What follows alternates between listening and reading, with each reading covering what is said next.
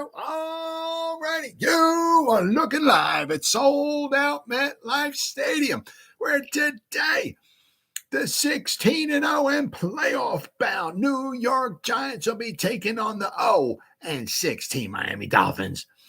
And why are the Miami Dolphins 0-16? Because they suck. And that never gets old. Welcome to the Gridiron.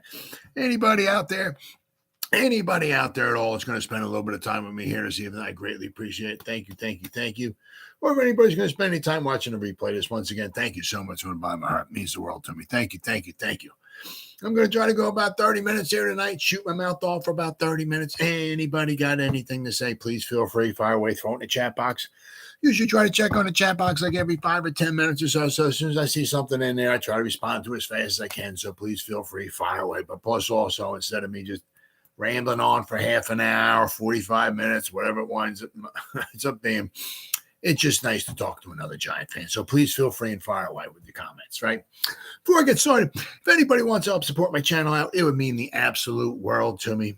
In the description box below, there's a top link in the description box. Takes you to my membership page. I got 3 different membership levels. First one's called the Lawrence Taylor. The first one's called the Saquon. Second one's called the Lawrence Taylor. And the third membership level I got is called the Gridiron. Each one got their own little perks to them. So if you want to help support my channel out, it would mean so much to me. And I thank you in advance. Thank you. If you are subscribed to my channel, once again, thank you. I greatly appreciate it. I can use all the support I can get, guys. But if not, please go down below. Hit that subscribe button. Hit that bell icon. That way, next time I go live or I put a video out, you'll be notified. And it's free of charge, whatever you got to lose, right? But if you are subscribed, thank you. I greatly appreciate it. Thank you. And then finally, also in the description box, there's 3 links. The top one takes you to my Facebook group. The second one takes you to Twitter. It's not X. It's not SPCQ pie to the sky. Whatever. Whatever he wants to call it this week, whatever. To me, it's Twitter. So if you want to follow me on Twitter, that's fantastic. I also got a TikTok account. I put some videos up there. So if you want to check me out there, that'd be absolutely fantastic. But the top link takes you to my Facebook group. It's called the New York Giants Gridiron. We have over 6,800 members in there. It's growing every day. Got a ton of stuff going in there every day. Darn near 365.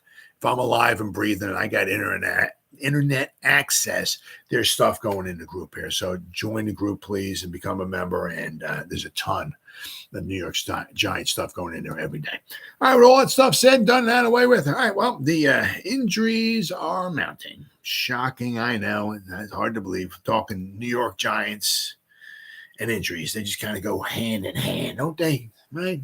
Hey, I'm injuries. Hi, well, we're the New York Giants. Hey, how you doing? That feels so good, doesn't it? Right? They go together so well, don't they? Although the list saw the Miami Dolphins are putting up a little tussle here. They have more people on their list of injured players than the New York Giants do. Giants have 10.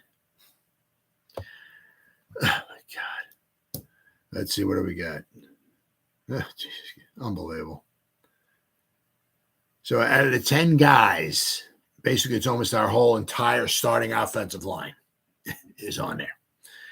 Well, we got Shane Lemieux on there. He's not our starting offensive line, but we got Michael Schmitz, Andrew Thomas, Evan Neal, Marcus McKeithen, 4 offensive linemen. Shane Lemieux, I mean, if he makes it through the rest of the season, I'd be shocked. There's no way. I mean, this is his final season. Rookie season. This is his 4th year. I'm sure he'll be on another squad if somebody else wants to pick him up next year. But I can't see any way. I mean, I love the guy, his attitude and all that stuff. The guy certainly tries, but maybe on another team with maybe a better coach, maybe a better different scheme, right? Whatever.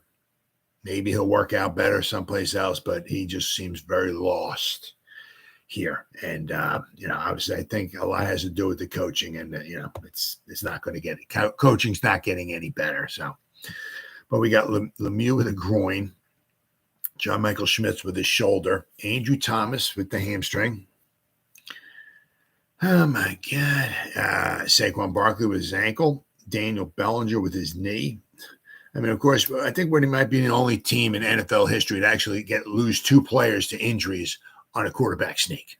Simply amazing. Simply because I can't stand the Eagles. I actually despise the Eagles. I certainly don't wish any. Yeah, obviously.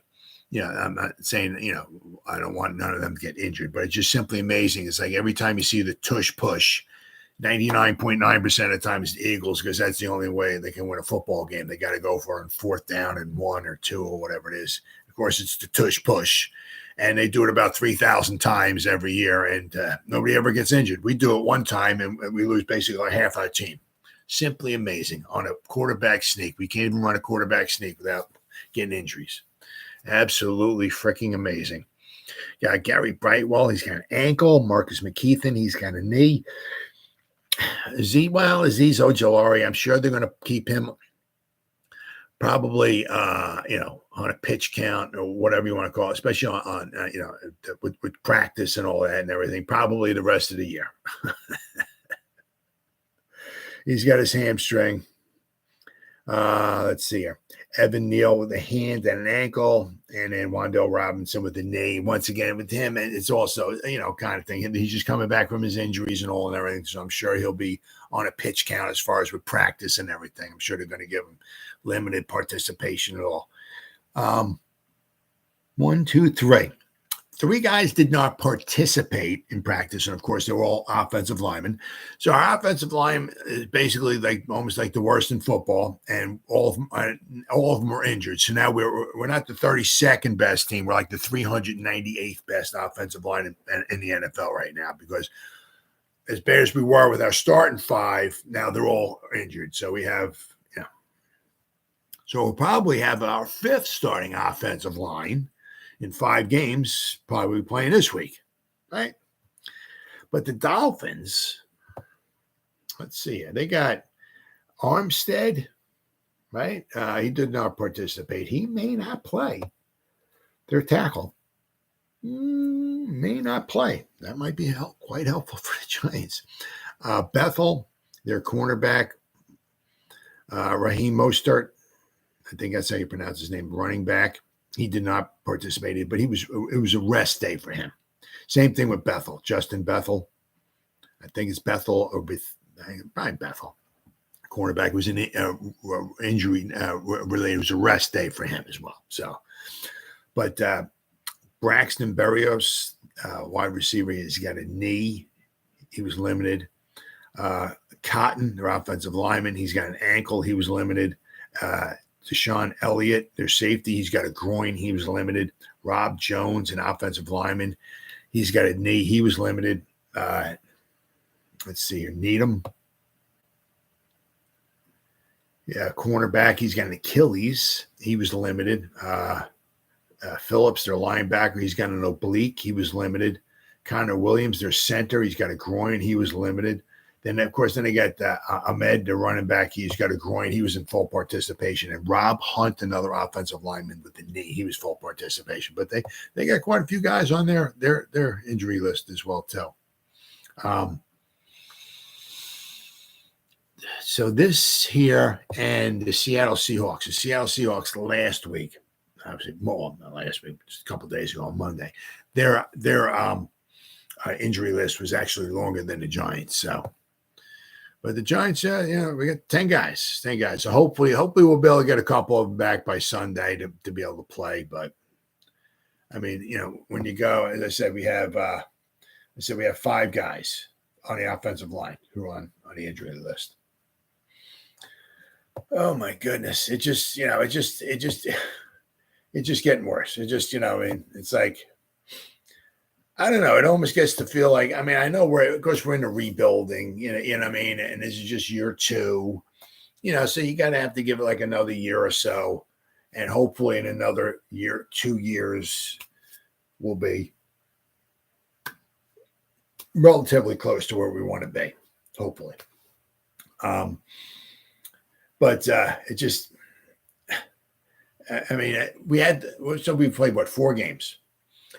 So it's been 8 halves of football, right? So out of the 8 halves of football, basically we've had 1 good half. And those other 7 halves of football, I mean, I don't know, has anything gone right for the Giants? And we can't score, we can't tackle, we can't get sacks, we can't get pressure. We got pressures, but very few sacks, no turnovers. We can't score a touchdown in the first half of the game. I mean, we're getting slaughtered in these primetime games. I mean, we're getting injured. We do a quarterback sneak and half our team gets injured. It's on a quarterback sneak. Absolutely unbelievable. We get a kick blocked, run back for a touchdown, which basically set the whole tone for the game. We get, of course, our star kicker gets either stepped on, he got cleated or whatever it was on that one play. And then, of course, we lost our prime left tackle for we don't even know how many games we're going to lose Andrew Thomas for on a blocked field goal. Never should have been blocked in the first place. And, of course, so and it's just all our season just absolutely unbelievable. It's just one of those years. It's just like, I guess nothing's going to go right for the New York Giants. Absolutely, absolutely unbelievable. But this is what we got.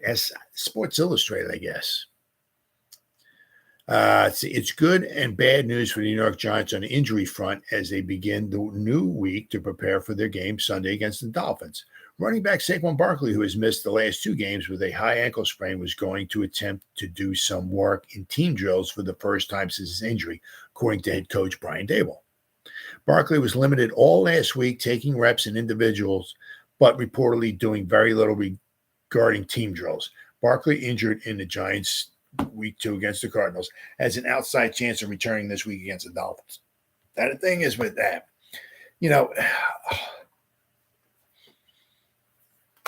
do you want? I mean, of course, he's always going to, downplay because he wants to play, right? But so you're never ever going to really know totally 100% what Saquon is, right? Is he 75%? Is he 65? Is he 80? Say if he's like 75%, do you really want him to go in there, play, maybe re-aggravate it? Make it worse, and then the next 3 or 4 games or whatever, now he's down to 60, 65%, right? Is that what you want? Or should we have him sit out maybe another game, give him another full week, and then maybe against the Bills, maybe he might be like 90%? Tough call. Let's see. The news isn't as encouraging, though, for the Giants' offensive line. It's absolutely. This is like an absolute nightmare. Absolute nightmare. Left tackle Andrew Thomas remains sidelined with the hamstring injury he suffered in Week 1 season opener against Dallas. Daboll said the team was leaning toward no regarding having Thomas back for this weekend. Josh Rizzuto has been filling in for Thomas while he's been sidelined and has played well enough, but is not at the level of a healthy Thomas. Now, Senator John Michael Smith's shoulder, who was injured on the Giants' 4th and 1 tush push. Absolutely freaking amazing. Quarterback sneak. He got injured on the tush push play on Monday night, was being held out of practice, as was reserve offensive lineman Shane Lemieux with the groin. Daboll said he didn't think Schmitz's injury was long-term, but they would see how he came through the week. The Giants are paper thin on the offensive line as far as depth regarding their injured. Oh, yeah. But the plan, if Schmitz and Lemieux are both out, is for Bredesen to slide over to play center, Glowinski to step in at left guard, the spot otherwise held by Bredesen when Schmitz is healthy. Now, if that's the case, we're going to have Rizzuto, Bredesen, Glowinski, Bredesen, McKeithen, Neal. Another brand new starting offensive line. Every week, different starting 5. Absolutely freaking amazing. Can the Giants catch any kind of a freaking break this season? Absolutely. It's just unbelievable. Absolutely unbelievable. Newly signed Justin Pugh, who was added to the Giants practice squad, is not an option for the team this week. Daboll said no. According to Daboll, Pugh is still working his way back from a knee injury suffered last season. Yeah, so. Dable also mentioned that some other banged-up players would get a Veterans Day on Wednesday, including outside linebacker Azeez Ojulari, who returned to action on Monday after missing a pair of games due to a hamstring strain. Hamstring strain. Say that 10 times real fast. And receiver Wan'Dale Robinson, who played in 48 snaps on Monday night, is the largest workload since returning from an ACL tear suffered last season. Tight end Daniel Bellinger with a knee, tackle Evan Neal with a hand and an ankle, guard Marcus McKeithen with a knee, and running back Gary Brightwell with an ankle will also be limited, according to Dable. Now, the thing is, you'll notice, for the most part, a lot of these guys are on the offense. McKeithen and Neal should be ready to play for the Giants on Sunday against the Dolphins. Dable said that cornerback Aaron Robinson with knee and who's still on the PUP, he was eligible to return off of PUP starting this week, is making progress, but is not ready yet to have his 21-day practice window opened up. So, oh my God. I mean, that guy can't stay healthy either. I mean, it's like, it's just some guys. It's just like, Azeez Ojulari, Ellison Smith, Aaron Robinson. It's just some guys that just, Shane Lemieux. He can't stay healthy either. Some of these guys just cannot stay on the field. Simply amazing. Absolutely amazing. So we still got, we've got a few days left to go. Hopefully, maybe, by Sunday we can get a couple of these guys back. But the thing is that, at least our defense is relatively healthy, thankfully. But, I don't see us shutting out the Dolphins. The Dolphins are going to probably score in the 20s. The problem is, can the Giants, we have to score some points. Can we score some points? We haven't scored a touchdown yet in the first half. We played 4 football games. We have not scored a touchdown yet in the first half. I mean, which leads me into my next point here.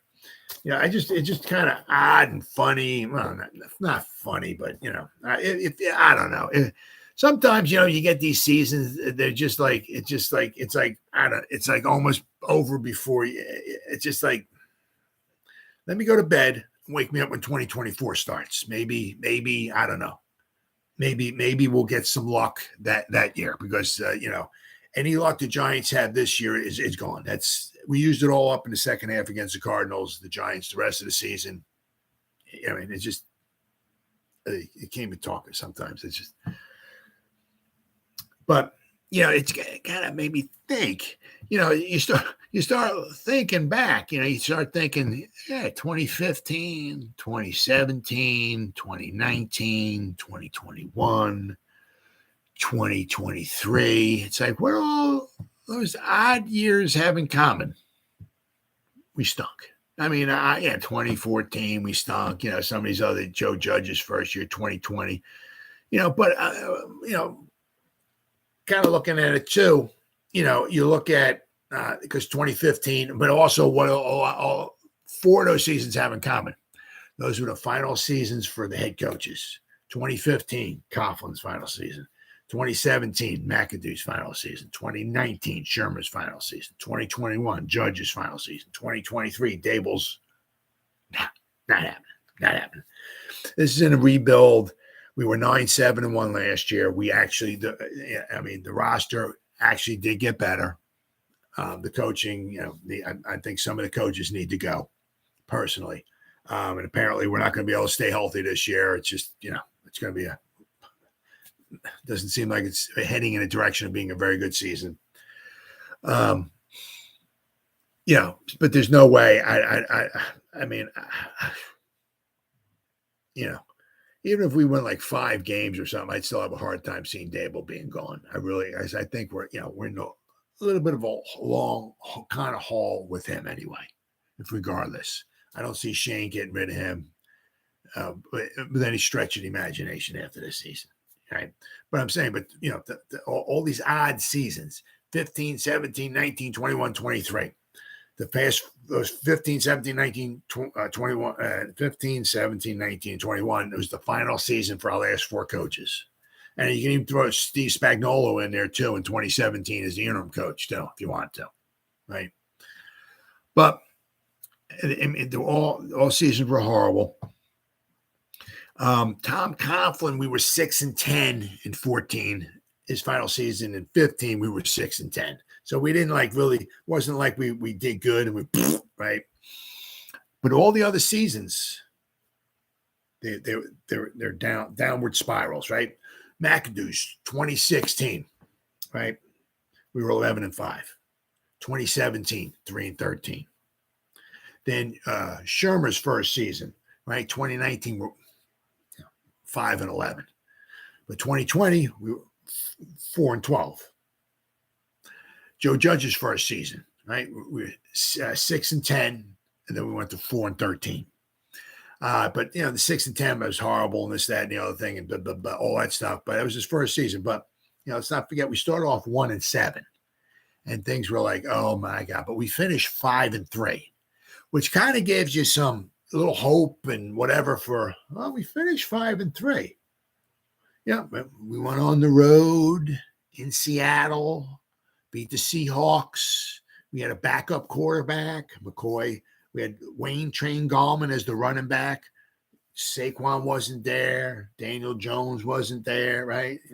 Backup quarterback, backup running back on the road in Seattle. We beat Russell Wilson and Pete Carroll. Right? That's how we were 5-3. It gives you hope for the following season, but the following season dumpster fire. This year, 2022, 9-7-1 playoffs. Holy cow! We add to the roster. We should be close to, at least close to, right? Even a tougher schedule. Right? So it's just like, wow. I mean, because you figure, you look at, 2016 with McAdoo. We went to the playoffs, right? 2018 with Shermer, his first season, 18 was better than 19. 2020 with Judge, his first season, 2020 was better than the second season, 2021. As I said, we almost made the playoffs if Peterson and didn't basically, I don't want to say threw the game, but took Jalen Hurts out of the game and put I forgot who their quarterback, 392nd string quarterback in there. Because Peter said, how come you put him in? I said I'd give him a chance. I put him in there. I said I'd give him a chance. Hey, get the heck out of here. The guy wanted to throw it so he can keep his good draft pick. So, but he got fired because he's a loser, so he's out of there. So he got what he deserved. But and then you figure 2022, go to the playoffs. 2020, we ain't going to the playoffs this year. That's not happening. So it's kind of like, man, is this like an odd year jinx going on? What the heck is going on? So I started taking a look at those last 5, 15, 17, 19, 21, and 23, and kind of like looking and kind of, which one was the worst? Which team was the worst? And interesting. So what I did, was I was like on a point system here, right? I took their points for and the points against, right? And I know this season, I'm including this season in there as well. And it's a small sample size. And we still got a long way to go. And things could change quite a bit. But right now, we stink. We stink. The defense it seems to be, defense certainly played better, right? Can they do it? They played one decent game. They missed a bunch of tackles, though. I mean, I forgot who brought it up. So the Seahawks had like 55 plays, 55 plays according to, I guess it was PFF or whoever it was. We still missed like 10 tackles. Of course, 37 of those 10 tackles were no offense run down the sideline. I'm not sure. I was like, I don't know. He must have been like Jesus Christ or something. Like nobody could touch him. I mean, he was just like running right through guys. The guys were going to tackle him, and he was Jesus Christ. He just turned himself invisible while he ran through the guy, and then he popped back. Every guy tried to tackle him. He just ran right. I'm like, who is this? Is that Jim Brown out there? What's going on? Who is that? I mean, but the defense does certainly look better. But I mean, they didn't give up many points, basically, if you want to really think about it. I mean, because you take away the pick six, right? And then, of course, you take away, you take away 3 plays, right? There's that blown call, that blown one with Noah Fant, right? There's the pick six, and then there's the strip sack, that gave the Seahawks a short field. So basically, there's three plays basically kind of giving their 3 touchdowns, right? So, I mean, other than that, the defense did very well. But, I mean, that's the one game, right? Are they going to be able to do good this weekend against the Dolphins? Are they going to be able to do this good following against the Bills, who's starting to put up some points, right? On both games on the road. I mean, you start getting to that point where, you lose your 1-4, your 1-5. Things are going to start getting a little sour around here. Guys might start talking, get a little. Things can start getting pretty negative. But I took a look at all those last 5 teams, including this year, 15, 17, 19, 21, 23. And what I did was I went to their records, right? And it's on a point system. Right. Now, what I did was, whatever they, like in 2015, all right, with Tom Coughlin, 2014 they were 6-10, 2015 they were 6-10. So there was no, they didn't go down at all. So they got a 0. So actually, the more points you accumulate, the worse you are.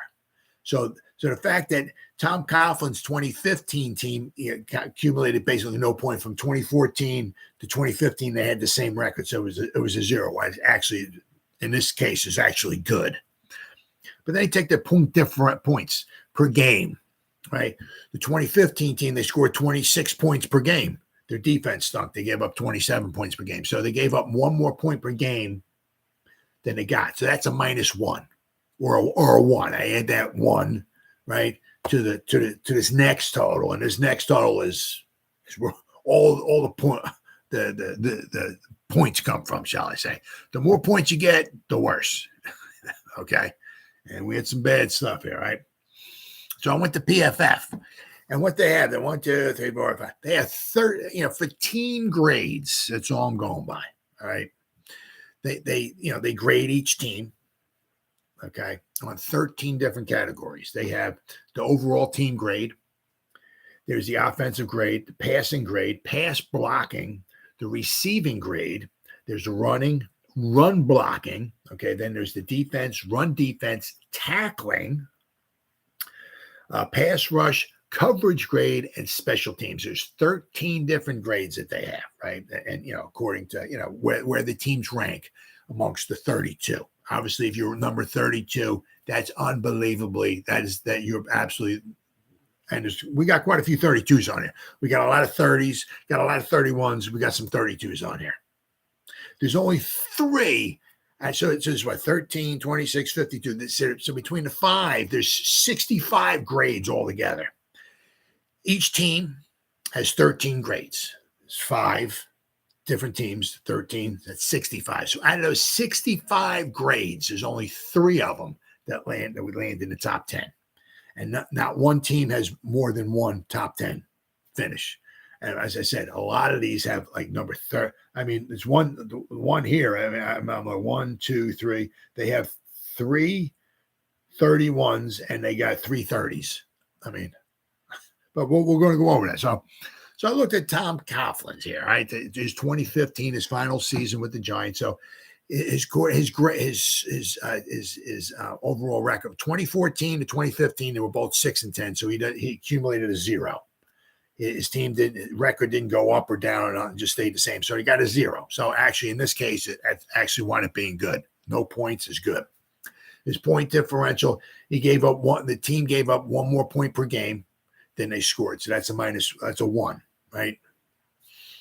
So now went to PFF, right? His overall, the 2015 New York Giants, their overall team grade was they were 28th worst or best, however you want to look at it. I think it's the worst, right? Offense, they were 26th. Their passing grade was 20. Their pass blocking was 22. Their receiving grade was 23. Their running grade was 16, and their run blocking was 22. Their defensive grade is 27. Their run defense was 26. Their tackling was 27th. Pass rush is 26. their coverage grade was 28, and their special teams was 10th. Thomas McGahee was not the special teams coordinator back then. I think it was Tom Quinn. 10th.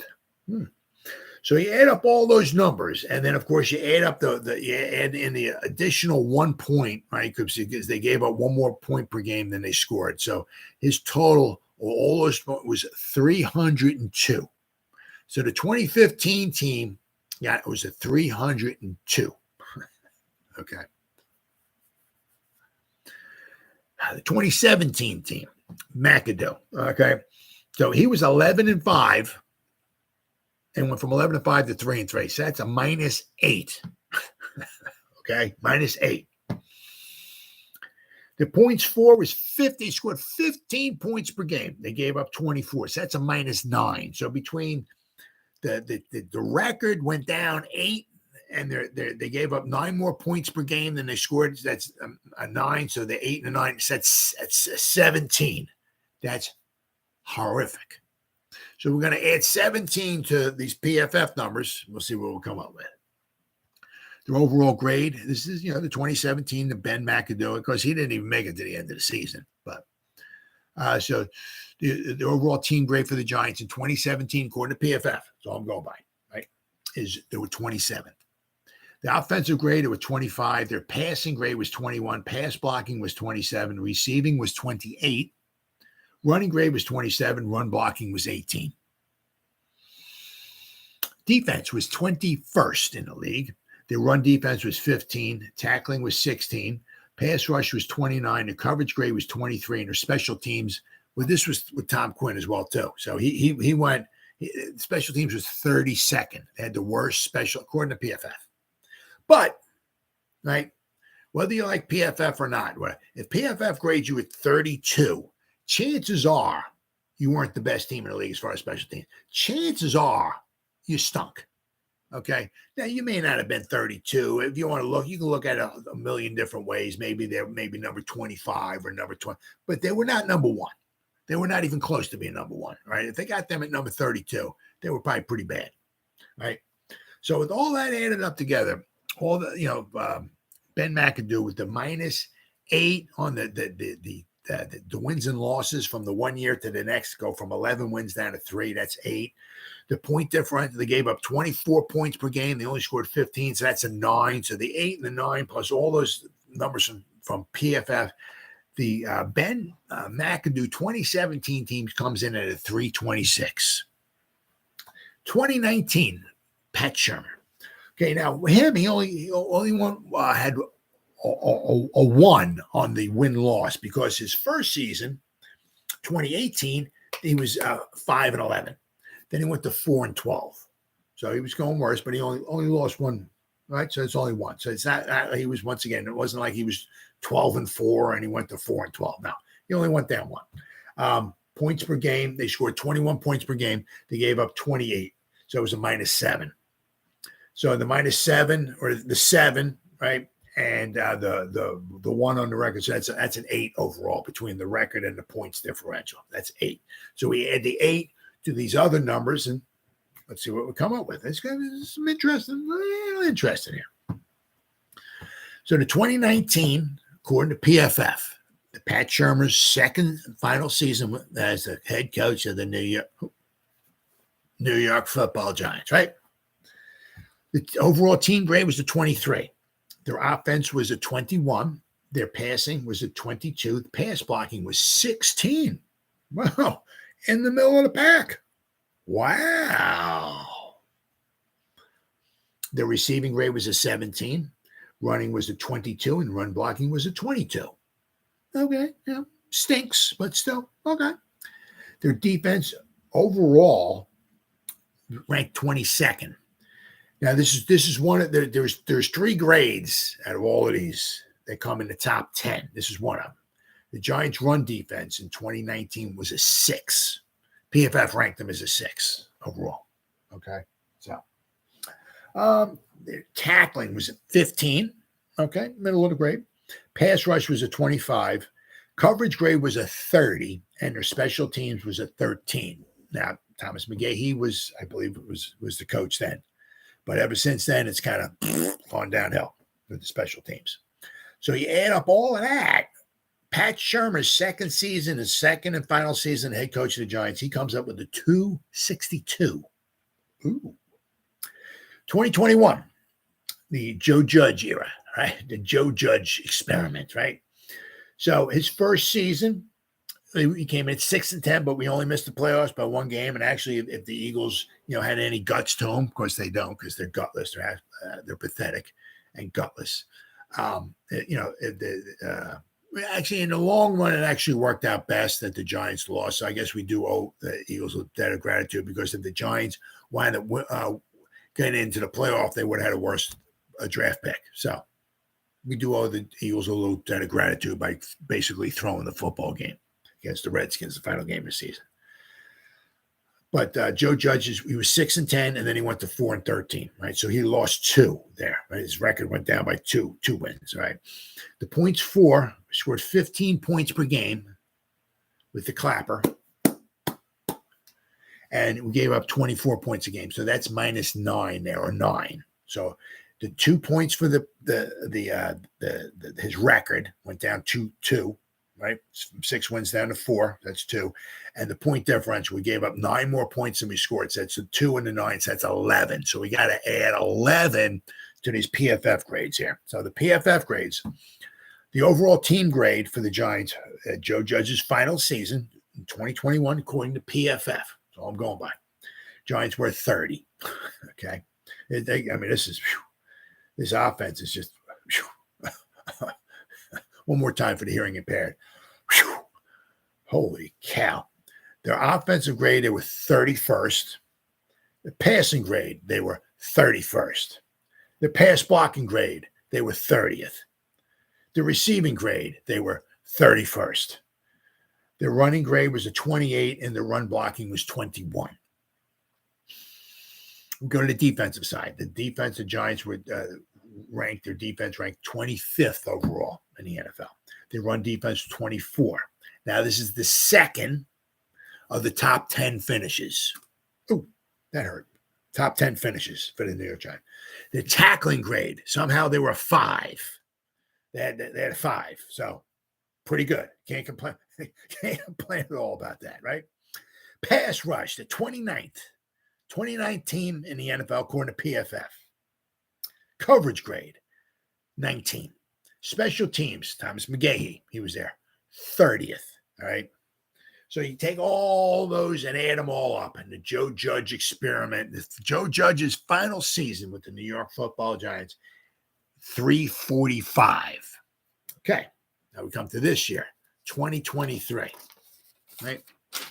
And now I got to give a little, get my crystal ball out and see maybe what the Giants might do as far as the record. I was just trying to be, nice and fair kind of about this. I mean, it could be even worse than this, but I tried to be nice and fair, right, about this, this season, the 2023 season for the New York Football Giants.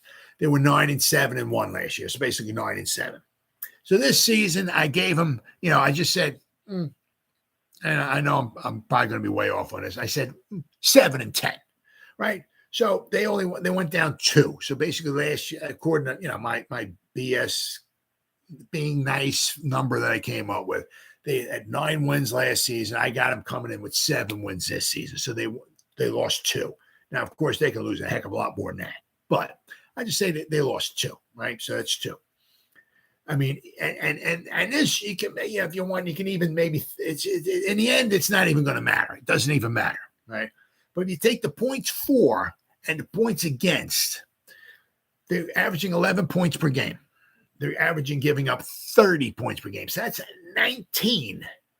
That's unbelievable. So, I mean, that's really kind of skewed a little bit. I think by the end of the season, that's going to be a little more even than that. But even if you want to, just don't even add that in there.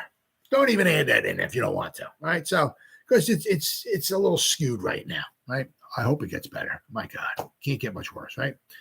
So you figure if you just take their number of their wins and losses, they got to add 2 to these numbers here, right, from PFF. So the 19 at point differential for points for and points against, I'm not even going to add that in there. right? The overall team grade, 32. Offensive grade, 31. Passing grade, 30. Pass blocking grade, 31. Receiving grade, 32. Run blocking grade, 31. I mean, 1, 2, 3. I just rattled off 6 in a row. We were 30th and worse. 30, 31, and 32. Somehow our running, only because of Daniel Jones, mind you, we're 15. Okay. The defensive grade, according to Pro Football Focus, right? After these 4 weeks, that's all I'm going by. That's all I got to go by, right? We're 28th. Our run defense is 27th. Tackling, 30th. Now, this is the other one. Somehow, I have no idea what they're smoking at PFF. Our pass rush rate, we're 8th. We have 4 sacks. We got some hits and all that, but 8th? Really? Are you serious? But if they say we're 8th, okay, I'll put 8th in there. So out of these 5 teams, we've only had, out of all 65 of these grades from PFF, we've only had only 3 of them were in the top 10, and this is the 3rd one. Our pass rush, once again, no idea how we're ranked number 8th overall this season as far as pass rush, but that's what PFF says. That's what I'm going by. Our coverage grade, 29th. And, of course, thank you, Thomas McGahee. Our special teams is 32nd. Now, let's say 32nd, and we were 30th in 2021 with Thomas McGahee there. So even if you don't add in the points for and the points against, right, you said take those 19 points out. Just say that at the end of the season, say the Giants score as many points per game as they give up, right? Just make it even, right? You take those out, the Giants are 358. And I'm not even I mean, if you put those points per game in, the Giants are 377. So what team is worse at this odd year jinx, right? Because basically they said 2015, Tom Coughlin's final season, he got whatever you want to call it. He stepped away. He got let go. He got fired. He quit, whatever. His final season with the Giants, 2015. 2017, the Ben McAdoo. He didn't even make it to the end of the season. He was that freaking bad. Okay. So you got 2019, Pat Shurmur. 2021, Joe Judge. And then 2023, the Brian Daboll right here. So which we're at right now. So the best team out of all of them, right, according to the way I just did it, by far, it's Pat Shurmur's 2019. We only won 4 games, right? But the way we ranked, our teams ranked, according to PFF, 20, grand total of 262. I said, with PFF, our run defense was a 6, our tackling was a 15, special teams somehow with Thomas McGahee, we were 13. Receiving was 17, pass blocking was 16. So we had some low numbers with Pat Shurmur. We only won 4 games, and our point differential, we gave up. Our defense was not very good. We gave up 28 points per game. But, I mean, I said, the way I did this scoring, we're 262. So the best team, according to just the way I did it, right, was the Pat Shurmur 2019 team. The second best team is Tom Coughlin's 2015 team. You add up all of those numbers, and you come up with 302. The third best team is 2017. Somehow, the Ben McAdoo debacle, right? The 2017 was 326, right? So you go from 262 to 302 to 326. The fourth best team out of these 5, right, is the Joe Judge 2021 team, 345. I mean, overall grade 30, offense 31, pass blocking 31, pass blocking 30, receiving 31, special teams 30, pass rush 29, running grade 28. I mean, so the Joe Judge was 4th best. The worst team, just according to the way I did it, right? According to the way I'm doing it, and by far is this season right here. That Brian Daboll, and I'm not even including in once again. So Joe Judge was 345. 358 would be this year if you don't include the point differential, because the point differential would be 19. You add the 19 in there at 377. So just the way I did this, if you're looking at what team was the worst, this year by far is the absolute worst. And I said we were 9-7, won last year. I said, we'll win 7 games this year. I don't know. I'm being nice. We might only win like 5. So the record might even be worse than it is. I mean, I would say kind of like the same thing like with McAdoo. We're 11-5, 2016. Okay, at 2017, we added Evan Ingram. We still basically had a lot of the same guys on defense, so we should be okay. We added another offensive weapon. I think, maybe we had some injuries in there or whatever, but I mean, to go from 11-5 to 3-13, it's like, is that you serious? And I said, then like this year, we're 9-7-1 last season. We won a lot of close games. I get it and all that stuff and everything. But I mean, we're getting blown out of the park this year. So by the way I did it, the worst team is this season. Now what I'm going to do tomorrow is I'm going to rate them. I'm going to look and see what the 2014 team was compared to the 2015 team. I'm going to and see which team went down the worst, which one down. Probably going to be this one, the 2022, 2023 team. Which team, what era, what 2 seasons were the worst too, as far as discrepancy, as far as being good and being bad. I'll bet you 2022 and 2023 is probably the worst for the Giants. Just simply amazing. It's I mean, it's one of those things. It's like we got, I said that the defense certainly does seem to be like they did pretty good against the Seahawks without question. Offense. I mean, I don't even know if we're going to see. Sometimes you're allowed to, and other times you're not allowed to. Let me explain. Sometimes you're allowed to correct things and make things okay and correct and maybe become better. Sometimes you're not allowed to, and you don't know if and when it's ever going to happen. But I mean, by the end of the season, the Giants may not be allowed to improve on themselves. Meaning, no matter what they do, even on quarterback sneaks, the Giants are getting injured. Nothing can derail a season faster than injuries, and especially when you have no depth at all on your offensive line. We got 2 guys were blocking on a quarterback sneak, and they both had to come out of the game. All the other teams, and I say, especially the thing that just pissed me off, the Eagles. The only way they can win football games is they have to do the tush push about 800 times a game. If they don't do that and they punt the ball or whatever, they can't win football games.